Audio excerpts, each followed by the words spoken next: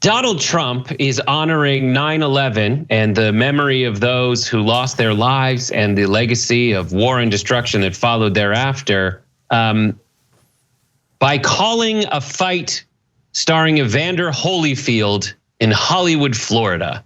That's the actual story. Here is a tweet from Fight TV. Triller Fight presents live alternative, no holds barred commentary from Donald Trump and Donald Trump Jr. They will offer their perspective of the big Holyfield Belfort boxing pay-per-view, included with your Triller Fight Club Legends purchase September 11th.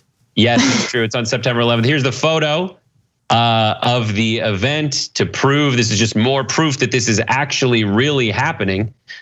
Just some background on how this all came to be. Besides, someone forgot to close the side door to hell. Holyfield accepted the Belfort assignment on just 8 days' notice because Oscar De La Hoya tested positive for COVID, but it might as well have been Oscar De La Renta.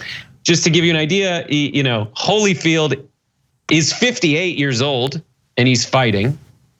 De La Hoya Belfort, even it gets ridiculous, more ridiculous, was set to take place at Staples Center in Los Angeles. However, Holyfield Belfort will be staged at the Hard Rock in Hollywood, Florida, after the California State Athletic Commission refused to license the 58-year-old. So we can show you, we'll just show you the images of Evander Holyfield fighting. So we have B-roll of it to show you he's not moving that fast and he's moving kind of slow. And it's really sad if you watch the video. I had it on loop for a while because it was so mesmerizing. But like California was like, this guy's gonna maybe die in the ring. I mean, he looks great, but the moves are slow. I can't certify this kind of activity. So you're gonna have to take it from Hollywood, California to Hollywood, Florida, where I guess anything goes. But the big takeaway is, Donald Trump is calling this on 9/11. There is severe hypocrisy of anyone who says this is a good idea, because that they would give any Democrat a horrible time of it. I mean, if they're criticizing Biden for checking his watch for half a second during a service for that he was at recently, like you got to give me a break. Not to mention that apparently Trump is threatening Biden, and there's a whole host of bets you can make about the entire ordeal that have nothing to do with who's fighting who and who might win. But what are our thoughts?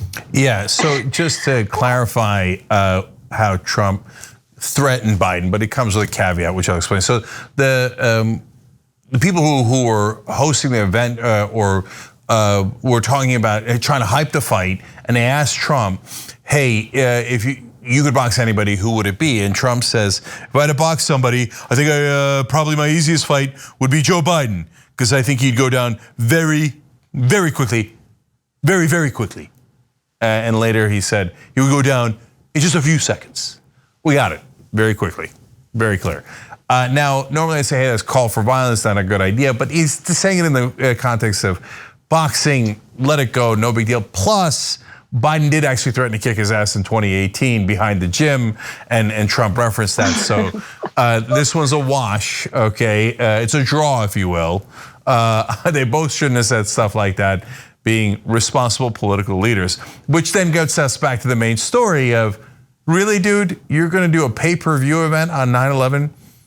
And these are the guys, so when I saw that they were criticizing Biden on looking at his watch, I was like, oh, we're back to this. We're back to this nonsense.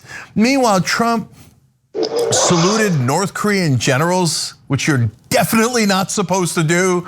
He did a bow to Putin and I think the Saudi king. Let alone that he said he fell in love with Kim Jong-un. That they wrote each other love letters. We're talking about Biden checking his watch. That's what we're talking about, let alone 1,000 other outrageous things that Trump has done, including about 9/11, the lies about 9/11 and how he said, oh yeah, I saw Muslims celebrating. There's a total and utter lie, proven to be a lie in America and New Jersey and etc. And then after 9/11, the first interview he did, he bragged about how, well, now my tower is the tallest in New York. Oh my God, you're such a monster. Biden checked his watch, please. Yeah, I mean, the big problem about being on the woke far left is that I missed this story. I mean, this is just a masterpiece. Like it basically is like a Mad Libs of the right, like fighting and boxing and legends and Florida. Like someone put all of that into like one of those bingo spinners and was just like, okay, this is how Trump is gonna spend his 9/11 day. But like I also, I will say, until like the last 7 years, this is something that Donald Trump would like totally just have been doing as part of his, his old job. And I actually, I think we should be a little more encouraging of this new career path for Trump.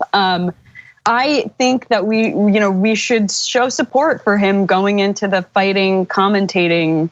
I don't even know if that's what it's called, but whatever that lane is, like this is what he should be doing. He should be at an arena in Florida where no one's vaccinated and they're calling a fight for like a 60-year-old and some other poor soul. I don't know, maybe he'll love it. And we should encourage that.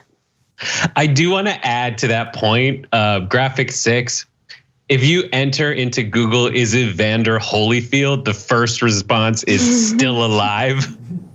The second is married. The third is Evander Holyfield alive? You got to go 5 down before you see, is he the GOAT? But like, yes, that is exactly right. Yeah. So look, I'm gonna add one thing here. Trump claims to be a billionaire. He's obviously getting paid for this, and that's why he's doing it. Ain't no billionaire doing a pay-per-view fight, let alone a pay-per-view fight on 9/11 where you look like a jackass, right? That guy is so close to broke. He's always been a con artist. Come on, it's so obvious, it's so obvious. He's broke and he loves the spotlight. And Brett, the main thing is exactly what you said. I mean, if a Democrat did anything, imagine if Obama did this. Imagine. Well, I mean, look, tan suit. Remember when he wore a tan suit? They freaked out.